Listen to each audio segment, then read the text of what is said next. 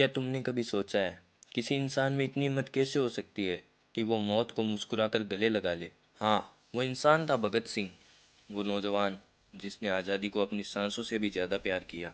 जिसने कहा था किसी को क्रांति शब्द से डर लगता है, पर क्रांति तो इंसाफ और बदलाव का नाम है।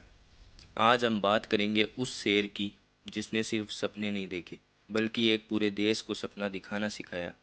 वो पैदा हुआ मिट्टी में और उसी मिट्टी के लिए हंसते हंसते कुर्बान हो गया। भगत सिंह का जन्म 28 सितंबर 1907 को पंजाब के बंगा गांव में हुआ। घर में देशभक्ति का खून बहता था। पिता सरदार किशन सिंह और चाचा अजीत सिंह दोनों आज़ादी के सिपाही थे। 12 साल की उम्र में जब बच्चे खिलौनों से खेलते थे, वो गया जलियांवाला बाग, जहाँ मिट्टी भी खून से लाल थी। वो झुका, एक मुट्ठी मिट्टी उठाई, अपनी किताब में रख ली और कहा, अब ये मिट्टी ही मेरा भगवान है और मैं इसके लिए जीऊँगा और मरूँगा। उस दिन से एक बालक नहीं, क्रांति की लौ जल उठी थी। जैसे जैसे वो बड़ा हुआ, उसने समझ लिया आज़ादी मांगी नहीं जाती, छीनी जाती है। उसका विश्वास साफ था, कलम से भी क्रांति होती है, पर बंदूक की आवाज़ कभी कभी जरूरी होती। 1928 में जब लाला लाजपत राय अंग्रेज़ों की लाठीचार्ज में शहीद हुए, भगत सिंह के भीतर आग जल उठी। उन्होंने कहा, लाठी से लहू हुआ है, अब जवाब कलम और क्रांति से देंगे। सैंडर्स को सज़ा मिली, लेकिन भगत सिंह ने कहा, हमने किसी इंसान को नहीं मारा, हमने अत्याचार की जंजीर तोड़ी है। 8 अप्रैल 1929 दिल्ली की सेंट्रल असेंबली, जब ब्रिटिश हुकूमत कानून के नाम पर अन्याय फैला रही थी, भगत सिंह और बुटकेश्वर दत्त ने बम फेंका, पर वो बम किसी को मारने के लिए नहीं था। वो आवाज़ थी बहरों को सुनाने के लिए। उन्होंने कहा, हम बम इसलिए नहीं लाए थे कि किसी की जान ले, बल्कि इसलिए कि अंग्रेज़ों के कानों में इंसाफ की गूंज सुनाई दे। वो खुद गिरफ्तार हुए, क्योंकि उन्हें डर नहीं था, उन्हें भरोसा था कि वो इतिहास बनेंगे। जेल में भी उनकी क्रांति नहीं रुकी। उन्होंने भूख हड़ताल की ताकि भारतीय कैदियों को बराबर का हक मिले।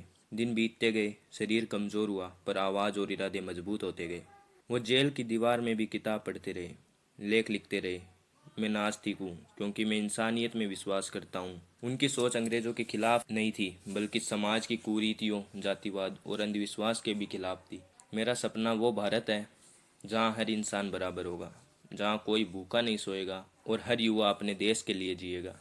23 मार्च 1931, वो दिन जब लाहौर की जेल की दीवारें कांप उठी। भगत सिंह, सुखदेव और राजगुरु को फांसी दी जानी थी, लेकिन वो तीनों हंस रहे थे, गीत गा रहे थे, जैसे मौत कोई दुश्मन नहीं, एक साथी हो। मौत से हमें डर नहीं लगता, हमें डर लगता है कि कहीं देश सोया ना रह जाए। जब उन्हें फांसी के लिए ले जाया गया, वो चिल्लाए, इनकलाब जिंदाबाद, और फिर मुस्कुराते हुए रस्सी को गले लगा लिया और कहा, मेरा शरीर मिट सकता है, पर मेरा सपना नहीं। आज जब तुम खुलकर सांस लेते हो, जब तिरंगा आसमान में लहराता है, तो याद रखना, उसमें भगत सिंह की मुस्कान की खुशबू है। वो सिर्फ एक नाम नहीं, वो एक सोच है, एक आग है, एक चेतना है। हर बार जब कोई अन्याय के खिलाफ खड़ा होता है, वो भगत सिंह ही बोलता है हमारे अंदर से, इनकलाब जिंदाबाद। वो मरा नहीं, वो आज भी जिंदा है, हर उस दिल में जो सच्चाई और आज़ादी से प्यार करता है।